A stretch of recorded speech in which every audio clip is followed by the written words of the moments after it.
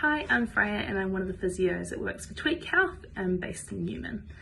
So today I'm going to go through diaphragmatic or belly breathing with you. So diaphragmatic breathing is one of the most effective ways that we can breathe. It's a really good and natural stress reliever. We learn to sort of relax our accessory muscles and learn to use our diaphragm more effectively. Diaphragmatic breathing is really good because it increases oxygen that we get into our body and it stops to reduce the accessory muscles. So in order to diaphragmatic breathe, the best way to do it is to place one hand on your upper chest and one hand on your belly, sort of below your rib cage.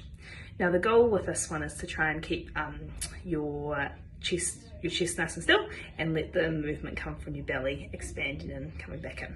So what you're going to do is take a nice big deep breath in through your nose, letting your belly expand.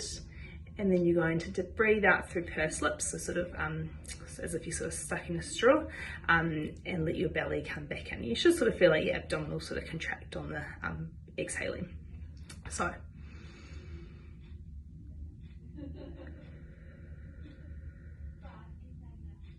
So when you do diaphragmatic breathing, you sort of should aim to do 3 to 4 of them at a time, followed by some normal, easy, relaxed breaths in between.